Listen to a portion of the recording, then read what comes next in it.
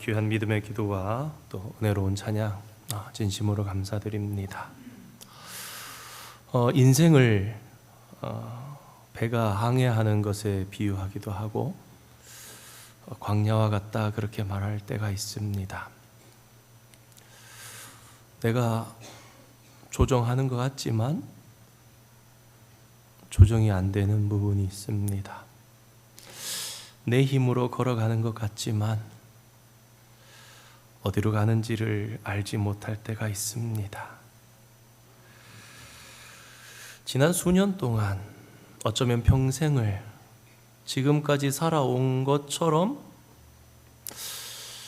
오늘도 살 수 있을 거다, 내일도 살 수 있으리라 예상했지만 뜻하지 않는 순간, 뜻하지 않은 사건이 내 삶의 모든 것을 한순간에 바꾸어 버리고 인생을 소용돌이 속으로 몰고 가버리기 때문입니다. 예상하지 못한 어느 날 더 이상 어제처럼 살아갈 수 없는 날이 닥칩니다. 나의 인생이 이렇게 가면 될 것이다. 이 길을 따라서 그 길을 따라왔는데 그 보이던 길이 갑자기 끊어져 버린 것 같은, 가던 길을 더 이상 갈 수 없는, 어디로 가야 할지, 무엇을 해야 할지, 무엇을 의지해야 할지 깜깜해질 때가 있습니다. 게다가 그 큰 한 번의 방황은 그것으로 끝나는 것이 아니라 일생 동안 내 마음에 남아 있어서 넓고 편한 길을 가면서도 두려움이나 불안으로 그렇게 우리 안에 함께 동행하게 됩니다. 우리의 삶의 이런 위기는 우리 인생에 아무런 소용이 없는 것처럼 보여지게 합니다. 누군가의 가사에 있는지 모르겠지만 마치 인생의 지우개로 지워버리면 얼마나 좋을까 생각하기도 합니다.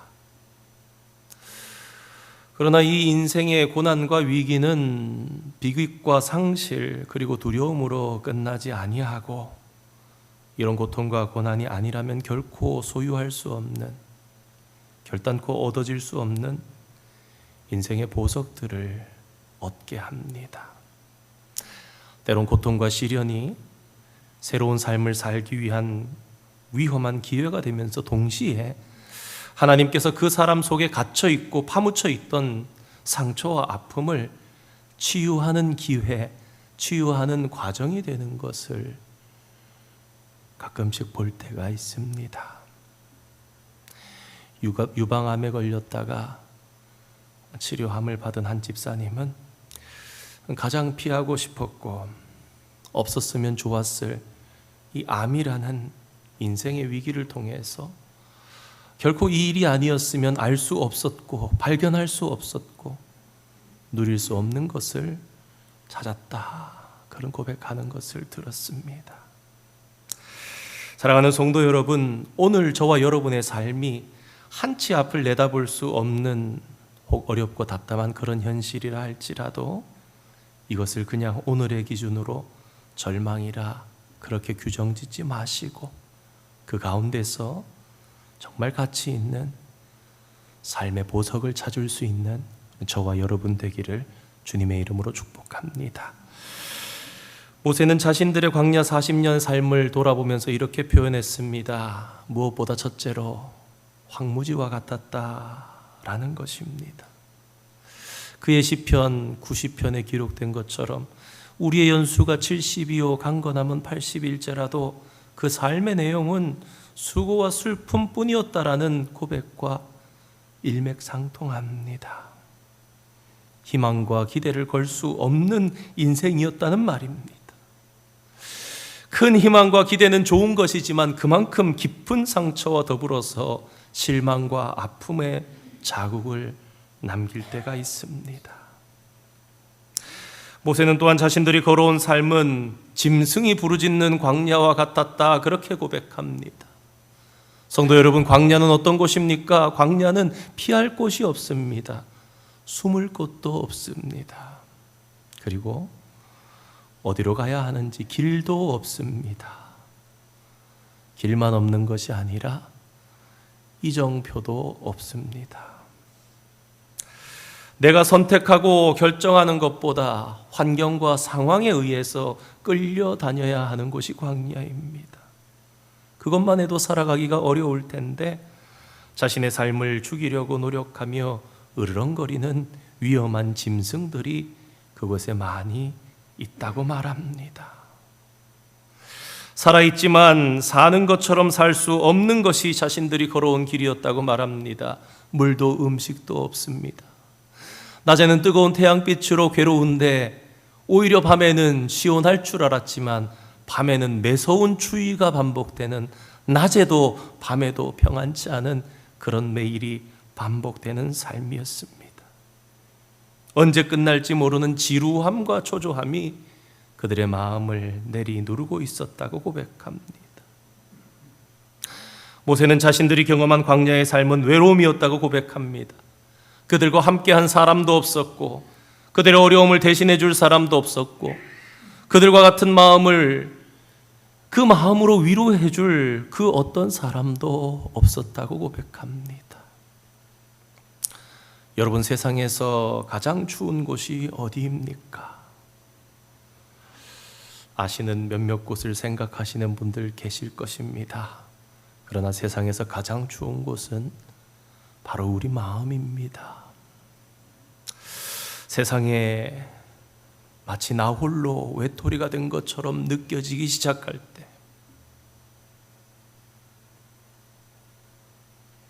아무도 나를 모르고 나는 결국 혼자였구나. 그때 불어오는 매서운 바람은 우리의 모든 마음과 정서와 삶을 얼어붙게 만듭니다.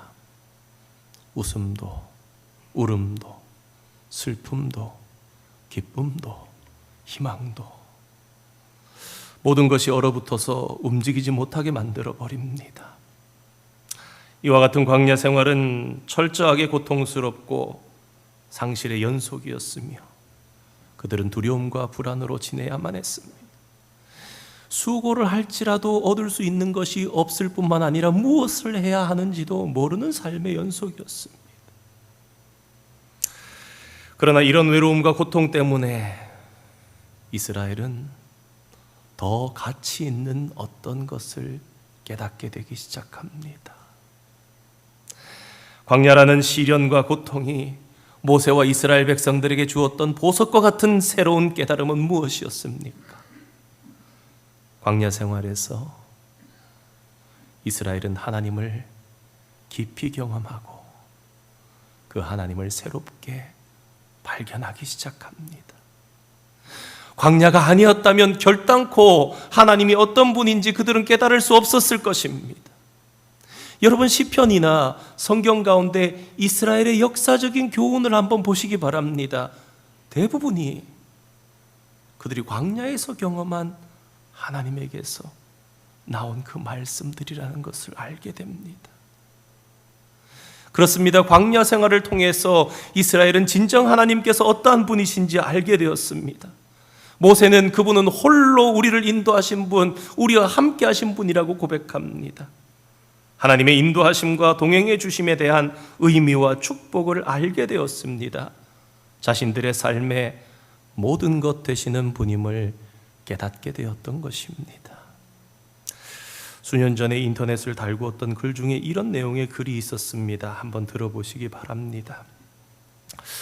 삶이 너무나 고달파 모든 것을 포기하려 해도 딱 한 사람, 나를 의지하는 그 사람의 삶이 무너질 것 같아 일어나 내일을 향해 바로 섭니다. 사람들의 멸시와 조롱 때문에 이제는 아무 일도 할 수 없을 것 같지만 딱 한 사람, 나를 인정해주고 격려해주는 그 사람의 목소리가 귓가에 맴돌아 다시 용기를 내어 새 일을 시작합니다. 당신 옆에 이런 사람이 있습니까? 그러면 정말 행복한 사람입니다. 내 옆에 그런 사람을 두고도 혹 불평하십니까? 그러면 그 사람은 정말 불행한 사람입니다. 자녀가 생각나는 분들도 있을 것이고 배우자가 생각나는 분들도 계실 것입니다. 그렇습니다. 사실 이 세상에 많은 사람 때문에 우리가 행복하거나 불행한 것이 아닙니다. 나에게 꼭 있어야 할 한 사람 때문에 행복합니다. 그리고 꼭 있어야 할 그 사람이 없기에 불행합니다. 이민자의 생활 속에 더욱더 고립되어서 남편과 아내밖에 없으면서도 서로 티격태격하지만 사실은 그 한 사람 위에 얼마나 살아갑니까? 그 한 사람의 인정을 받고자, 그 한 사람의 기쁨이 되고자. 이스라엘 백성은 광야길을 통해서 삶 가운데 꼭 있어야 할 그분이 바로 하나님이시라는 것을 발견하게 되었습니다. 그들을 고아처럼 과부처럼 결코 버려두지 아니하시는 분이 하나님이심을 깨닫게 되었습니다. 시내산에서 그들은 약속했습니다. 우리는 그의 백성, 하나님은 우리의 하나님, 너희를 내 백성 삼겠다. 그것이 어떤 의미인지 그때는 잘 몰랐지만 자기 백성을 결단코 포기하지 않는 바로 한 분, 그 하나님의 다양한 모습을 광야 생활을 통해서 이스라엘 백성들은 구체적으로 알게 되었습니다. 평소에는 잘 보이지 않던 하나님께서 여전히 내 삶을 인도하고 계시고 나와 동행하고 계심을 발견하게 되는 것입니다. 그렇습니다. 광야는 하나님이 나와 함께 계심을 깨닫고 그 하나님이 어떤 분이신지를 더욱 구체적으로 발견하게 되는 곳입니다. 가장 외롭고 가장 두렵고 가장 불안하고 가장 위험한 곳에서 이스라엘 백성들은 가장 가까이 계시며 동행하고 계시고 눈동자처럼 지키시고 보호하시는 하나님을 경험했던 것입니다. 비슷한 이야기로 이런 말씀 드릴 수 있을 것 같습니다. 우리가 언제 부모님의 존재와 사랑을 구체적으로 발견하게 됩니까? 일상적인 삶을 살아갈 때는 다 있는 엄마 아빠 같습니다. 그래서 그냥 그림자처럼 그냥 있는 배경처럼 살아가고 내가 그냥 나대로 사는 것 같습니다. 그러다가 내 삶이 고달파지고 세상 모든 사람들이 나를 외면하고 고독할 때, 고통을 당할 때 끝까지 내 편이 되어주시고 떠나지 않고 함께하는 부모님의 그 사랑을 그때 느낍니다. 그것을 힘입어서 지독한 괴로움을 지나가게 되지 않습니까? 몇 해 전에 어버이 주일이었었나 우리 주선의 교수님이었나요? 그 영상 한번 봤었던 것 같은데 자녀들에게 다른 것 해주는 게 아니라 괜찮다, 같이 가자, 넘어가자, 지나가자, 내가 너와 네 곁에 이렇게 계속 함께 있을 테니 힘을 내자, 지나가자, 그러는 것이 부모의 역할이다. 그래 말씀하시는 걸 들었던 기억이 납니다. 인생의 광야는 바로 우리 하나님께서 우리를 어떻게 대하시며 우리를 어떻게 보호하시며 어떻게 인도하시는가를 더욱 분명히 바라보는 기회가 되는 시간입니다. 광야 생활에서 우리는 우리 자신에게 정말 가치 있는 것이 무엇인지를 발견하게 됩니다. 생각해 보시기 바랍니다. 이스라엘 백성들은 400년이 넘는 시간 동안 노예였습니다. 그래서 갖고 싶은 것이 많았습니다. 좋아 보이는 것이 많았습니다. 누리고 싶은 것도 많았습니다. 그래서 그들은 무엇부터 가져야 할지를 몰랐습니다. 그러나 광야 생활을 통해서 그들은 진정 복되고 행복한 삶에 무엇이 필요한지 깨닫게 되었습니다. 그것이 무엇이었습니까? 바로 하나님의 사랑이었고 하나님의 말씀이라는 것을 알게 되었습니다. 오늘 말씀에 나온 것처럼 나를 눈동자같이 보호하시고 무엇이 필요한지를 독수리가 그 새끼를 훈련시키듯이 가르쳐 주신 것이 사실은 광야 생활이었습니다. 길이 살게 하기 위해서 그 땅에 장구하게 그냥 단순하게 삶으로 사는 것이 아니라 가치 있게 살아갈 수 있도록 축복이 되도록 하기 위해서 광야의 시간을 주셨습니다. 우리 신명기 8장 2절 3절 말씀 한번 띄워주시겠습니까? 함께 읽겠습니다. 내 하나님 여호와께서 이 40년 동안에 내게 광야 길을 걷게 하신 것을 기억하라. 이는 너를 낮추시며 너를 시험하사 내 마음이 어떠한지 그 명령을 지키는지 지키지 않는지 알려 하심이라. 너를 낮추시며 너를 줄이게 하시며 또 너도 알지 못하며 내 조상들도 알지 못하던 만나를 내게 먹이신 것은 사람이 떡으로만 사는 것이 아니요 여호와의 입에서 나오는 모든 말씀으로 사는 줄을 내가 알게 하려 하심이니라. 아멘. 우리는 이 세상을 살아갈 때 많은 순간 돈이 가장 가치 있다고 생각합니다. 그래서 돈 때문에 가족도 건강도 명예도 사랑도 신앙도 사명도 포기하고 뒤로 할 때가 있습니다. 말로는 그렇게 고백하지 않을지라도 삶이 그렇게 말합니다. 돈 좀 더 벌어놓고요. 왜 그렇습니까? 돈이 가장 가치 있다고 믿기 때문입니다. 불과 얼마 전에 있었던 한인들끼리의 안타까운 총기 사고가 있었지요. 이렇게 제가 정확하게 파악은 못했는지 모르지만 그 뒤에 배경에 돈 문제가 있었던 이야기를 들은 것 같습니다. 이스라엘 백성들도 그랬습니다. 그러나 그들은 광야 40년의 생활을 통해서 진정으로 가치 있는 것을 발견하게 됐습니다. 하나님의 말씀, 변하지 않는 진리, 나를 나되게 하는 믿음이 바로 그것이었습니다. 전에는 믿음을 팔아서 돈을 구했지만 광야 40년을 지나며 이제는 돈을 버리고 믿음을 구하고 돈보다 진리를 구하는 백성으로 변화되게 된 것입니다. 바로 그때 무슨 일이 주어집니까? 진짜 가나안을 얻게 되는 것입니다.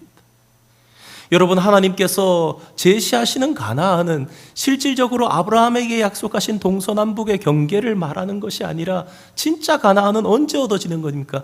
주님이 정말 내 마음에 임하실 때. 참 가나안이 우리에게 그게 주님의 말씀이잖아요. 이미 하나님의 나라가 너희에게 임하였느니라 아닙니까? 정의란 무엇인가라는 책으로 잘 알려진 하버드 대학교의 마이클 샌델 교수는 돈으로 살 수 없는 것이라는 주제로 강연을 하면서 현대인들이 돈으로 무엇이든지 할 수 있다는 믿음에 병들어 있다, 그렇게 지적했습니다. 이런 이야기가 있습니다. 한번 들어보시기 바랍니다.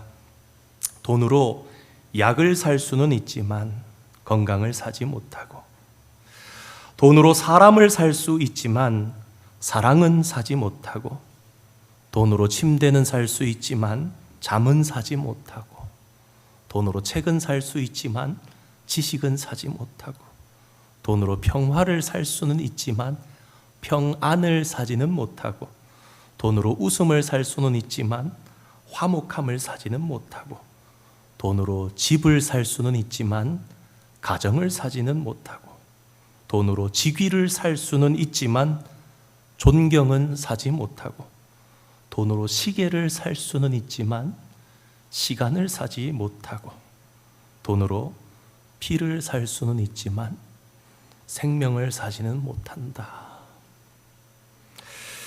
지금 나열한 것들을 보면 정말 우리가 필요한 것은 돈으로는 살 수가 없다는 생각을 하게 됩니다.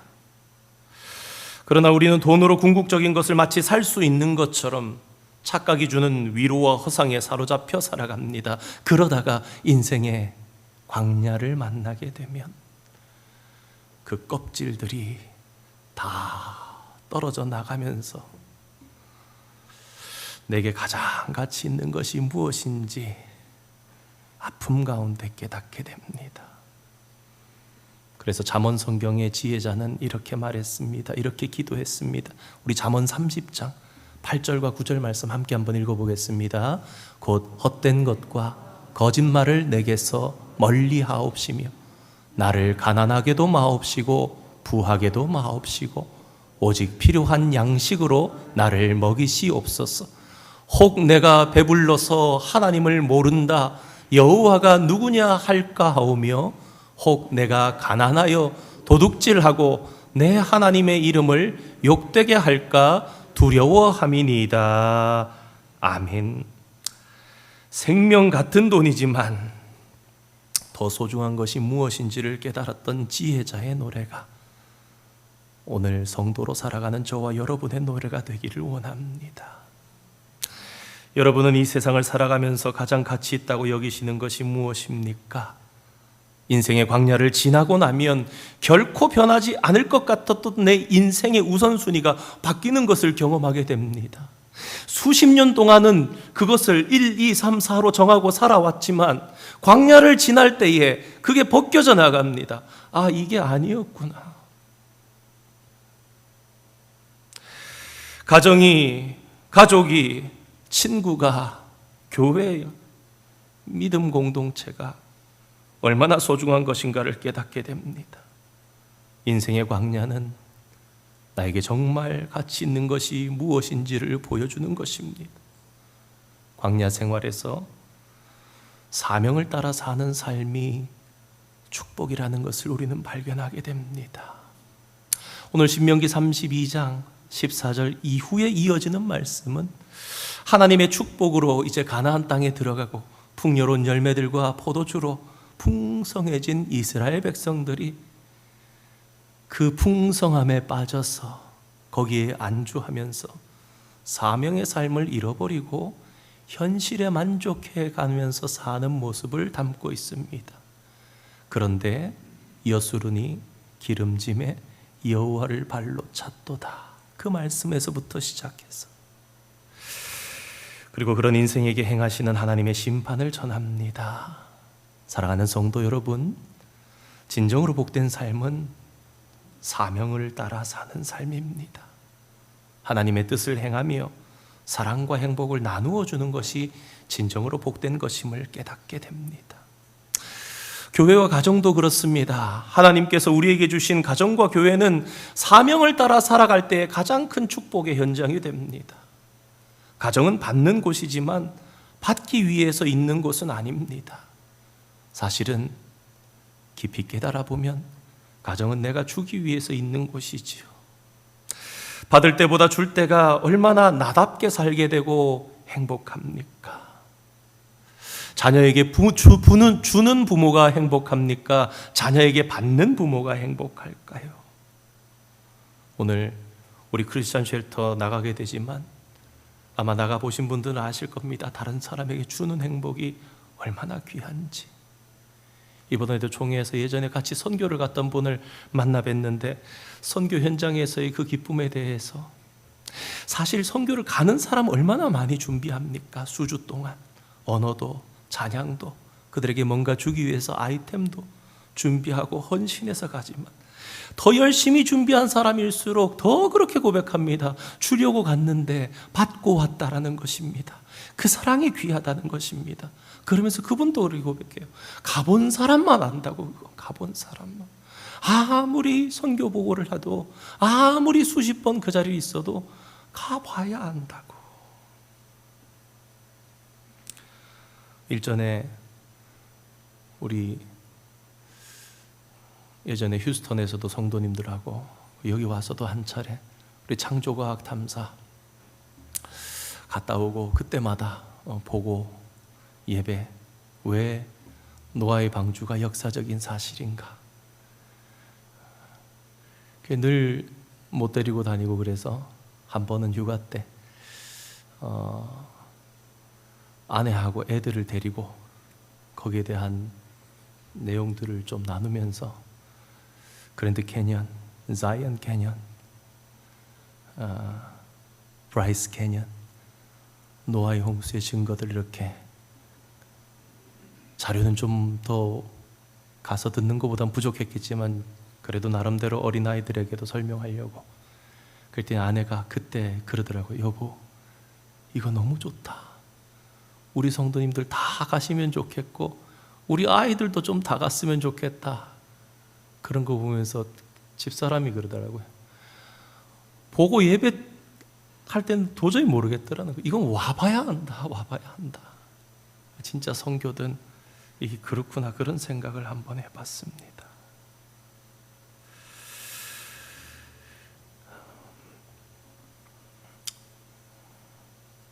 다른 사람에게 주는 행복이 얼마나 귀합니까? 주는 사람과 받는 사람, 누가 더 큰 기쁨을 누리고 진정 자기답게 살아가게 됩니까? 모으고 움크리는 사람입니까? 아니면 필요한 사람에게 나누어주는 사람입니까? 모으기 위해서 움켜쥐는 사람 속에는 하나님 주신 평강이 없습니다. 그러나 나누는 사람에게는 하나님께서 기대하시는 사명을 따라 사는 복된 삶이 있습니다. 교회도 받는 곳이지만 그러나 받기 위해서 있는 곳은 아닙니다. 받은 것을 나눌 때 교회가 교회다워지고 성도가 성도다워집니다. 여러분은 교회에서 받을 때와 나누어 줄 때 언제 더 행복하십니까? 우리 삶의 진정한 목표는 하나님께서 우리에게 주신 사명을 따라서 나누어 주는 삶을 사는 것입니다. 진짜 행복은 나누어 주고 그때에 누리는 축복입니다. 한 집사님은 가장 절망과 외로움 가운데서 가족들의 따스함이 얼마나 큰 힘이 되는지 새롭게 깨달았다고 합니다. 그러면서 또 평소에는 당연하고 대수롭지 않게 여겼던 교회의 성도들이었는데 그 성도님들이 중보 기도해 주는 그 사랑이 얼마나 큰 용기와 능력을 주었는지 새롭게 알게 되었다고 그렇게 얘기했습니다. 우리 얼마 전에 우리 집사님하고 권사님도 고백하셨지만 우리 성도님들이 기도해 주신 것이 얼마나 큰 사랑인지, 그러면서 이 사랑을 어떻게 갚아야 하나 그런 말씀하는 것을 들으셨지요. 사랑의 나눔 있는 곳에